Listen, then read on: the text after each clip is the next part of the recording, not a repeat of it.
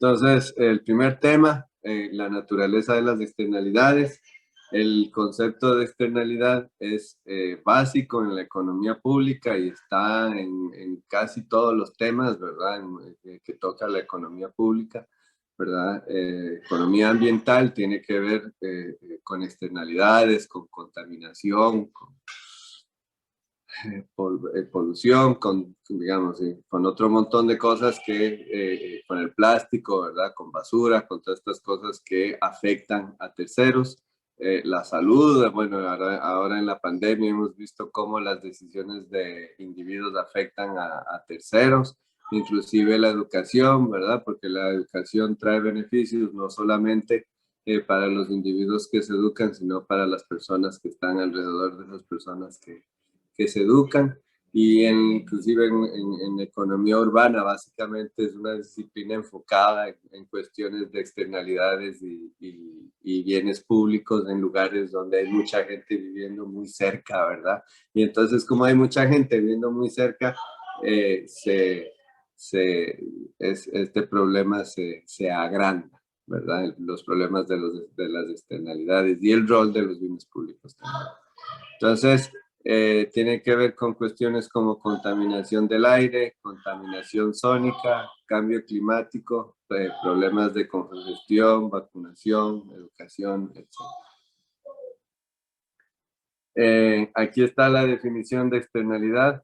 Una externalidad es cualquier efecto indirecto que las actividades de producción o consumo tienen sobre la función de utilidad, el conjunto de consumo o el conjunto de producción. Así es como vamos a manejar el concepto de externalidad.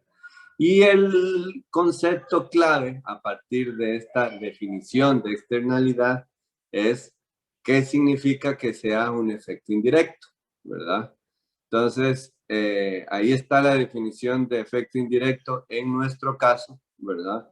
Y lo que significa es que el efecto es creado por otra gente que no es del afectado y no es transmitido a través de los precios. Entonces, esas son las dos cosas claves, ¿verdad?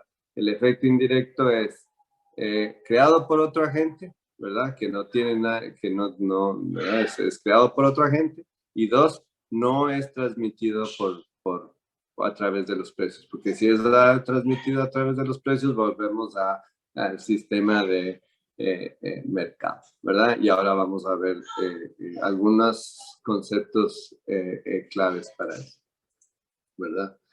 Entonces, bueno, dada esa situación, tenemos dos cosas muy relevantes. Una es la diferencia entre los agentes, cómo definimos que un agente sea, o digamos, que no sea el mismo agente, o sean dos, ¿verdad?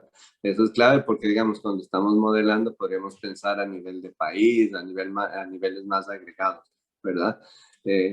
Entonces, la diferenciación de los agentes a la hora de modelar se hace relevante, ¿verdad? Porque cuando empezamos a modelar agentes, digamos, cada vez más en forma más desagregada, la probabilidad de que existan externalidades aumenta. Y la otra cosa es qué definimos como mercados y precios, ¿verdad? Que también hace que desaparezcan o aparezcan los efectos indirectos y por lo tanto la presencia de externalidades. Okay. Entonces, el nivel de diferenciación de los agentes, si todos los agentes se agruparan en uno, no hay externalidades, ¿verdad? Porque no hay forma de que esa persona afecte a otra persona, ¿verdad? O esa unidad de toma de decisión afecte a otra, ¿verdad? Y entre más agentes hay, más, digamos, entre más separamos los agentes, hay más probabilidad de que encontremos casos de externalidades. En términos de la existencia de mercados, si empezamos como de una economía, digamos, donde no hay mercados, inclusive el intercambio de bienes puede ser visto como externalidad porque no va a través de los precios. ¿verdad? Y si hay mercados para las externalidades, si se compra y se vende carbono, por ejemplo, o contaminación, ¿verdad? Y entonces se canalizan los efectos a través de los precios, entonces tampoco habrían externalidades. Esas son dos cosas importantes para nuestro. Entonces, les voy a hacer un par de preguntas, ¿verdad? Y ustedes me van a decir si son externalidades o no. Por ejemplo, una fábrica de productos lácteos contamina un río que afecta la alimentación del ganado río abajo. ¿Hay una externalidad? ¿Sí o no? En ese ejemplo, dada la definición que tenemos.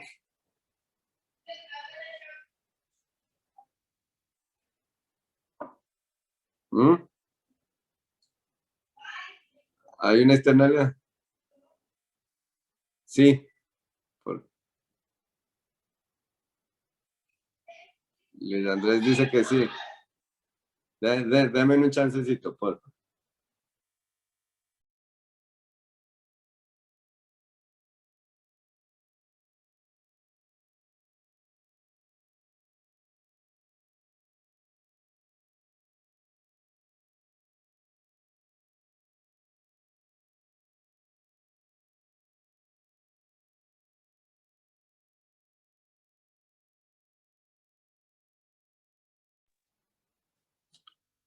Ok, entonces, a ver, alguien en el chat dijo algo, un chancecito para ver.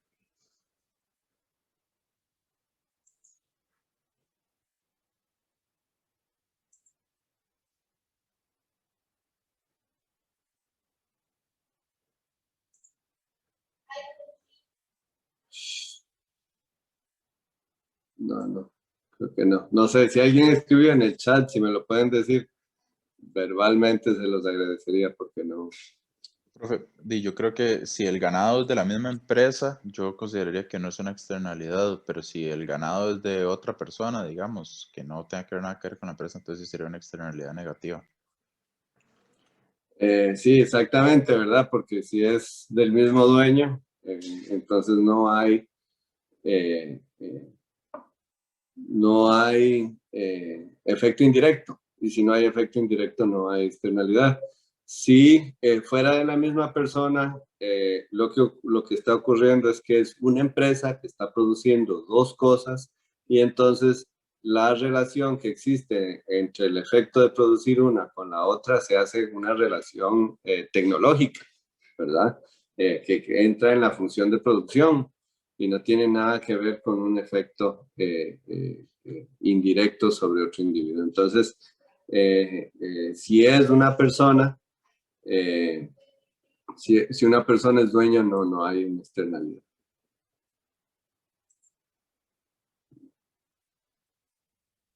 ¿Qué pasa si el río es del finquero y cobra por cada tonelada de contaminación de la fábrica? ¿Es una externalidad o no es una externalidad?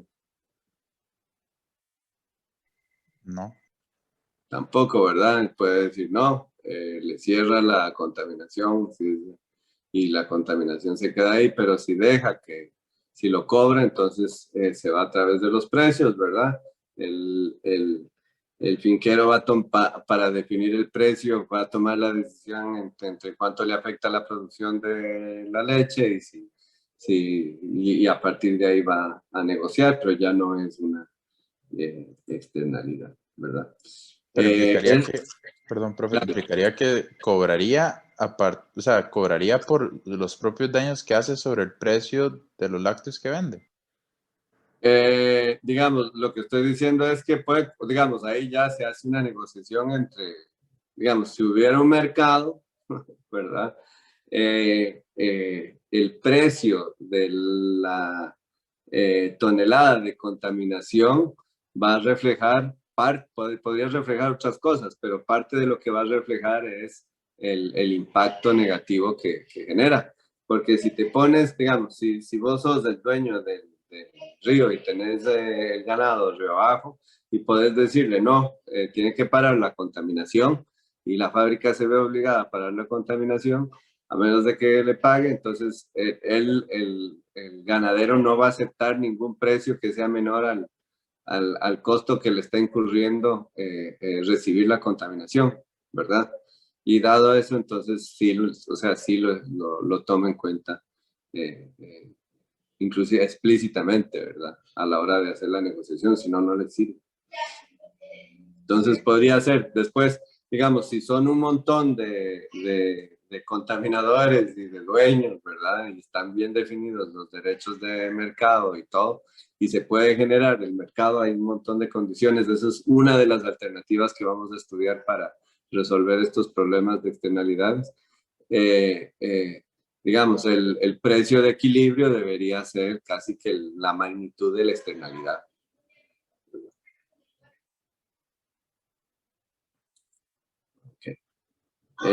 Aquí, bueno, ahora según el gráfico de abajo, ¿verdad?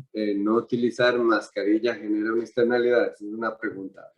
Entonces, la cosa es esta. Nada más, yo me imagino que han visto 100 veces este gráfico en las redes, ¿verdad? Que es un poco desde antes, ¿verdad? Desde que empezó la pandemia, había, sacaban estos gráficos para promover el uso de mascarilla. Aquí lo que se asume es que este señor de este lado, ¿verdad? Que está al lado izquierdo, tiene COVID, ¿verdad? Y todavía no tiene, ¿verdad? Estos de aquí todavía no lo tienen. Entonces, ¿cuál es la probabilidad de que ese individuo que no tiene COVID se contagie de COVID?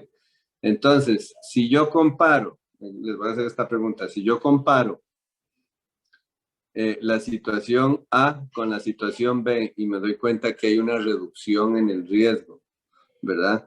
Eso refleja que hay una externalidad.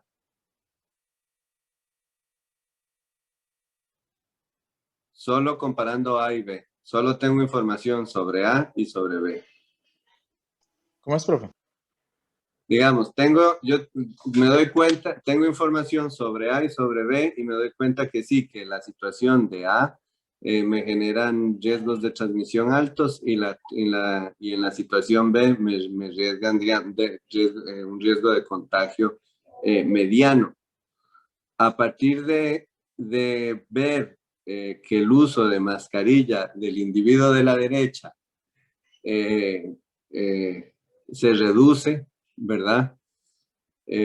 Con su uso de mascarilla puedo concluir que hay externalidad.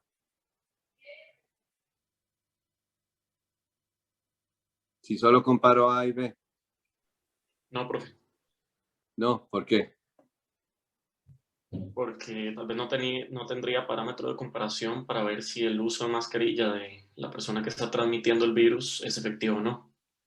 Exacto, esta es una decisión individual, ¿verdad? Si lo ven, o sea, yo estoy tomando la decisión y estoy teniendo un efecto sobre mí mismo, ahí no hay. André, qué tendría que comparar para demostrar que sí hay una externalidad? Por lo menos A y C. Exactamente. Ahí sí, porque la decisión del otro individuo, ¿verdad? Afecta mi nivel de riesgo. ¿Cuál otra podría comparar? Ahí sí es una, sí. Hay otra comparación con la que puedo demostrar que sí hay externalidad.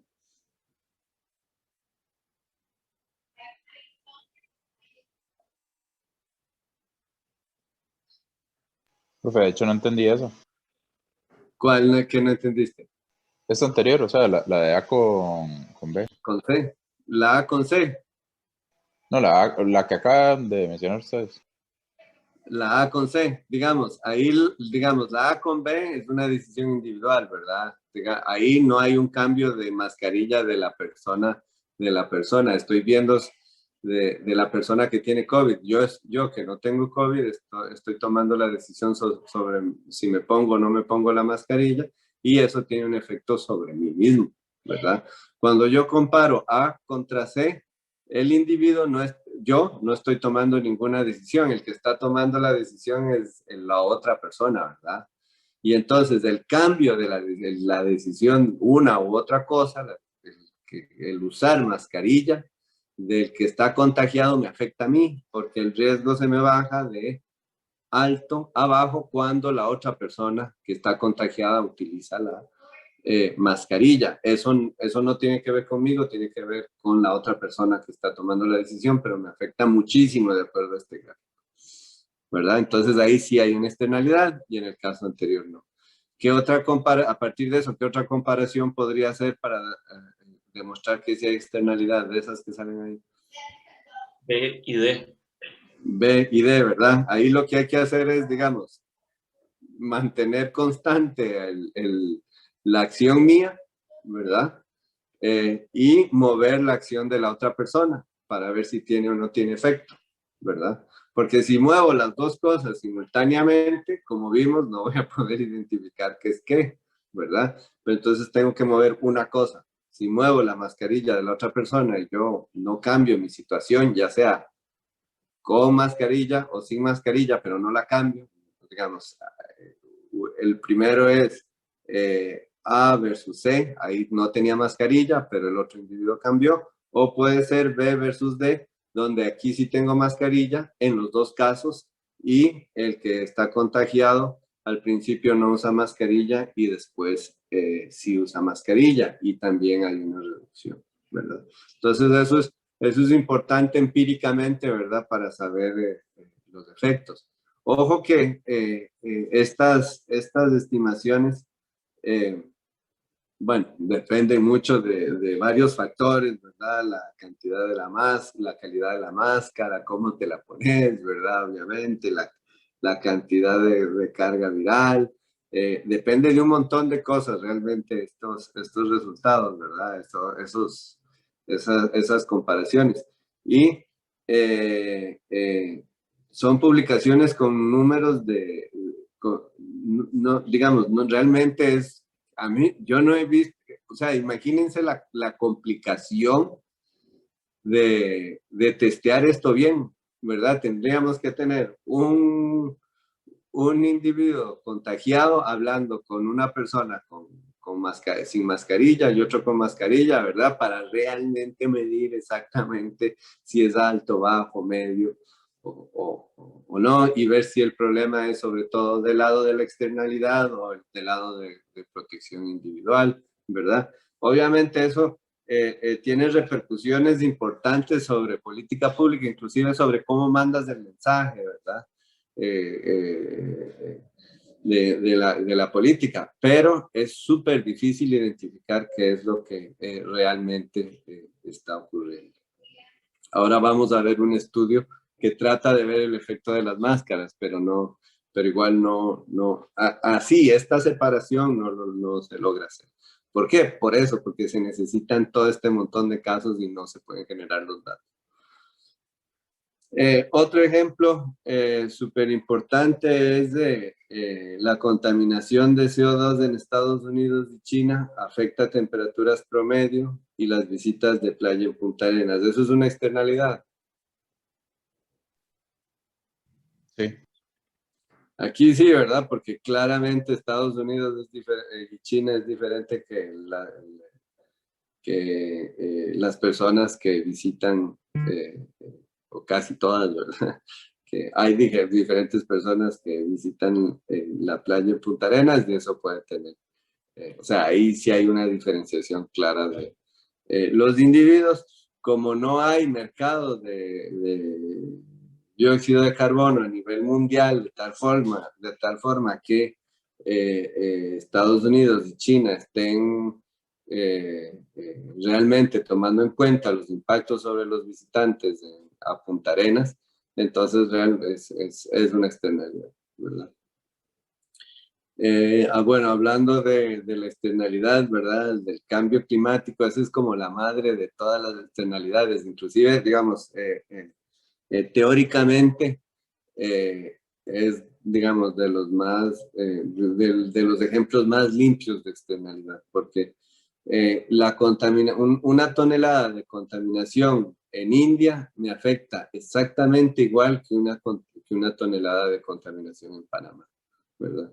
Es exactamente lo mismo y es un efecto de personas que están súper alejadas que van a afectar, ¿verdad?, a todas las personas que estén o no estén contaminando, ¿verdad?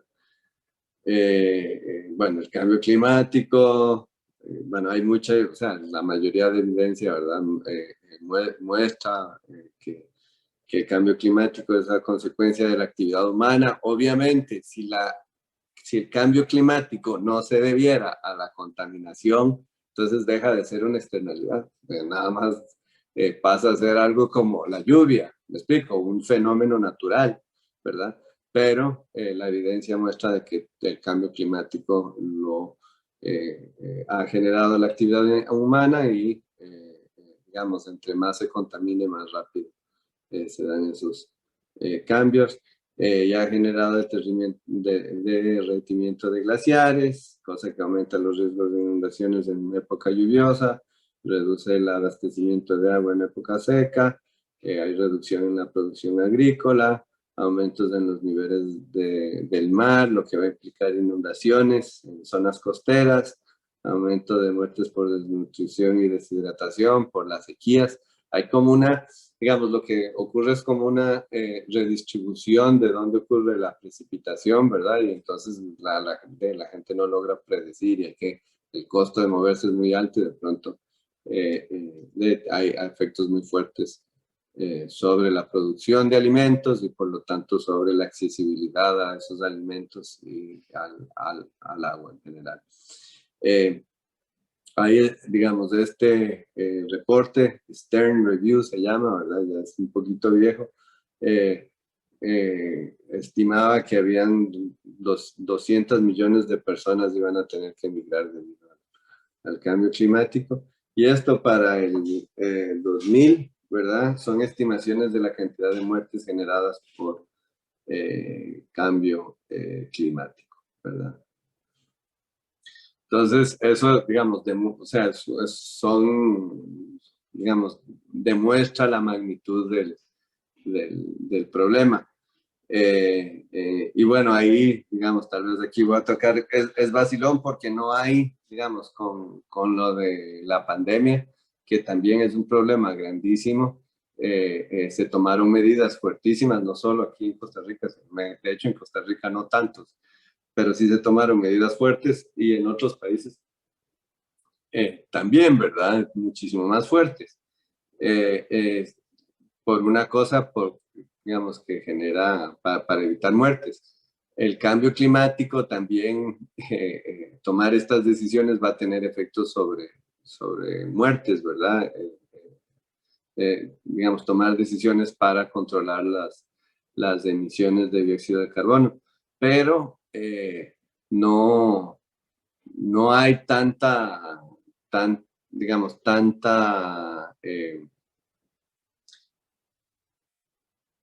tanto consenso para tomar esas decisiones y mucho tiene que ver con el problema de free rider, ¿verdad? Básicamente el problema de externalidad, ¿verdad? Porque yo contamino y afecto a todos simultáneamente, ¿verdad? Me estoy contaminando, pero mi costo individual es mucho más pequeño que lo que genero frente a la suma de todos los costos que estoy generando, ¿verdad? Que es un problema para coordinar. Y el problema del free rider, ¿verdad? También que lo vamos a ver en bienes públicos. Por eso es tan difícil generar acuerdos internacionales. Y por eso inclusive el acuerdo de París, que ya Estados Unidos regresó, igual tiene metas que no, digamos, no son súper altas, ¿verdad?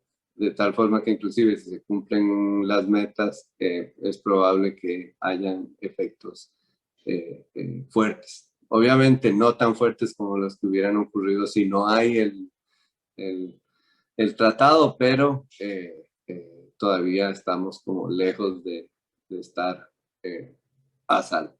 Entonces, bueno, es un proceso, ojalá que podamos corregir ese tipo de cosas. Aquí les presento la forma clásica de ver las externalidades, ¿verdad? Eso me imagino que ya lo han visto en los cursos de introducción, de microeconomía. Aquí lo que tenemos es una oferta y una demanda, ¿verdad? Donde el costo marginal, la oferta refleja el costo marginal, ¿verdad? Estamos en competencia perfecta. Y la demanda, ¿verdad? Es igual al beneficio marginal, ¿verdad? Privado, tanto privado como social.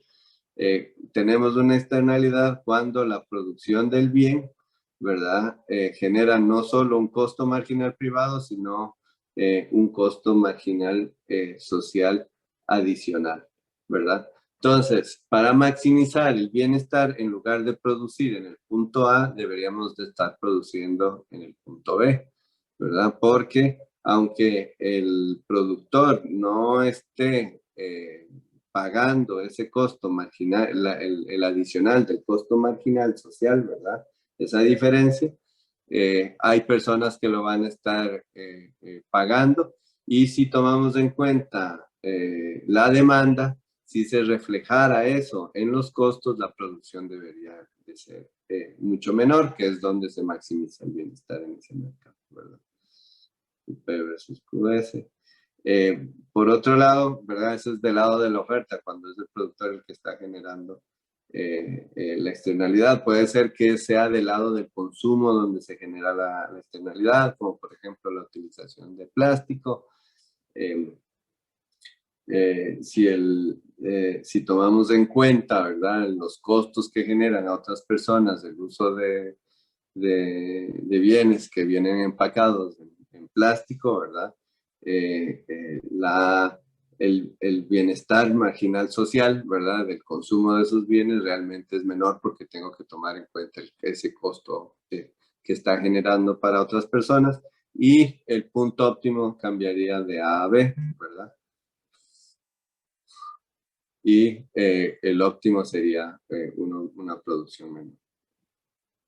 Entonces, también, ¿verdad? Esto es como de oferta y demanda, ¿verdad? Otra forma de verlo es en la producción. Yo no sé si ustedes han oído el ejemplo de la finca de abejas y la finca de orquídeas que están a la par. Esto genera externalidades positivas, ¿verdad?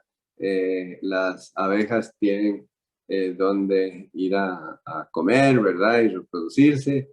Y las orquídeas tienen, más bien las orquídeas pueden reproducirse en mejor forma porque las abejas esparcen el polen, ¿verdad? Entonces los dos productores se benefician, ¿verdad?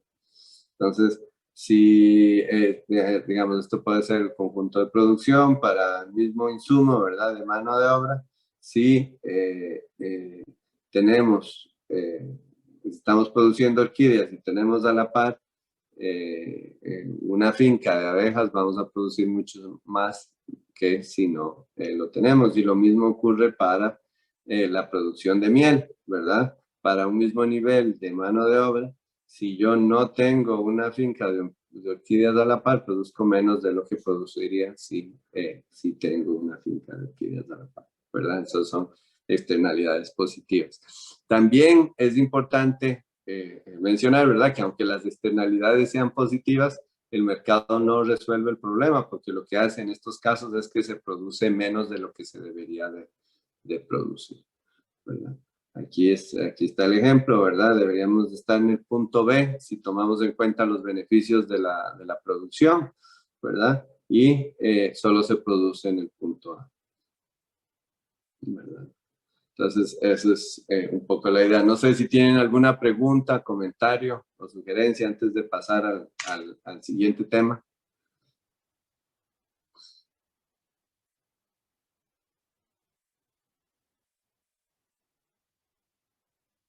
¿Todo claro?